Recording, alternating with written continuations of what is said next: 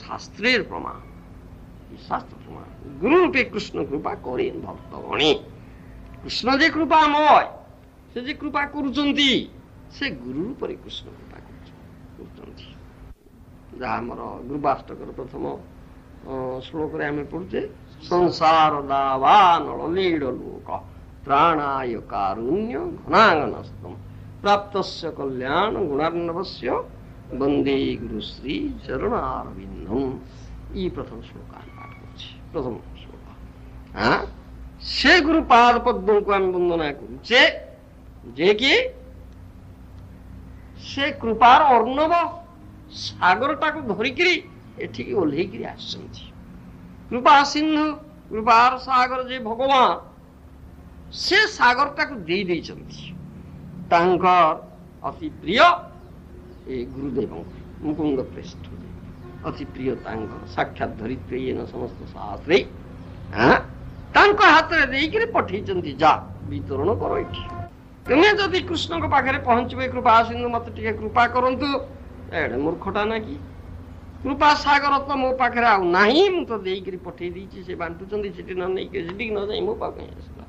ଏ କଥା ବରଂ ଭଗବାନ କହିବେ। ସେଥିପାଇଁ ସେ ଗୁରୁ କୃପା ହିଁ ଦରକାର। ଗୁରୁ କୃପା ହିଁ କେବଳ ଏକମାତ୍ର ଗୁରୁ କୃପା। ଗୁରୁ କୃପା ନହେଲେ ତୁମର କିଛି ଲାଭ ହବ ନା, କୃଷ୍ଣ ପ୍ରାପ୍ତି ତ ହବ ନା, କୌଣସି ଯୋଉ ବେଦ ଜ୍ଞାନ ତପସ୍ୟା ବ୍ରତ ଏସବୁ ନିଷ୍ଫଳ, ନିଜର ଶୌଚ ବ୍ରତ ନିଷ୍ଫଳ ହେଇଯିବ। ଏ କଥା କୁହାଯାଉଛି। କୃଷ୍ଣ ଯଦି କୃପା କରେন কোন ଭାଗ୍ୟବାନେ ଗୁରୁ ଅନ୍ତର୍ଯାମୀ ରୂପେ ଶିଖାଏ ଆପନେ।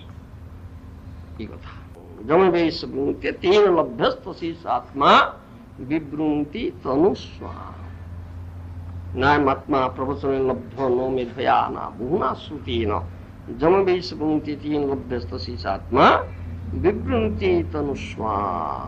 এই কথা ভাই কি উপনিষদে, কঠোপনিষদে কথা বলছে। ସେ ପରମାତ୍ମା ରୂପରେ ହୃଦୟରେ ଯିଏ ଅଛନ୍ତି, ଚୈତ୍ୟ ଗୁରୁ ବୋଲି ତାଙ୍କୁ କୁହାଯାଉଛି। ସେ କୃପା କରିକିରି ଯିଏ ଅତ୍ୟନ୍ତ ଆଗ୍ରହୀ ହୁଅନ୍ତି ପରମାତ୍ମା ତତ୍ତ୍ୱ ଜାଣିବା ପାଇଁ, ବ୍ୟାକୁଳ ହେଇ ଉଠନ୍ତି, ସେ ପରମାତ୍ମା ସୂତ୍ରରେ ତାଙ୍କ ହୃଦୟରେ ଥିବା ଏତ ବ୍ୟାକୁଳତା ଜାଣିପାରନ୍ତି, ହୃଦୟରେ ବ୍ୟାକୁଳତା ହେଇଗଲାଣି ମତେ ଜାଣିବା ପାଇଁ। ତେଣୁ ସେ ସ୍ୱର ପ୍ରକାଶ କରନ୍ତି।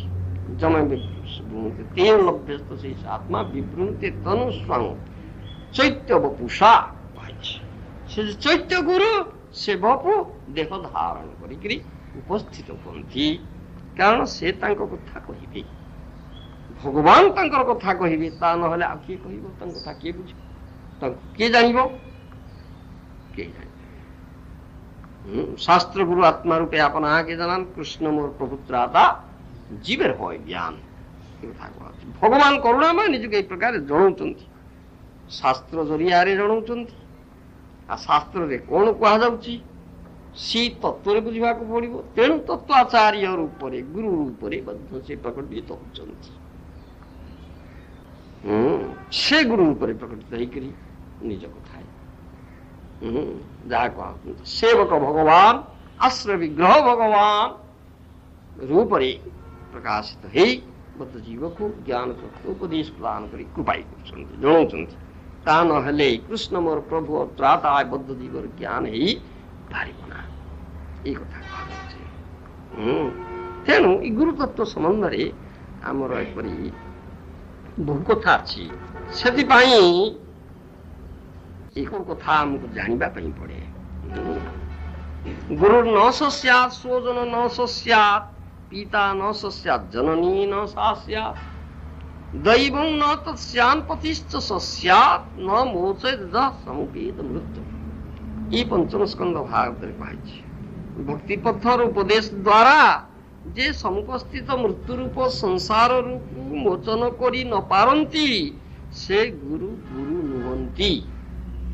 ସେଇ ସ୍ୱଜନ ସ୍ୱଜନ ପଦବାଚ୍ୟ ନୁହନ୍ତି, ସେଇ ପିତା ପିତା ନୁହନ୍ତି, ଅର୍ଥାତ୍ ତାଙ୍କର ପୁତ୍ରୋତ୍ପତ୍ତି ବିଷୟରେ ଯତ୍ନ କରିବା ଉଚିତ ନୁହେଁ।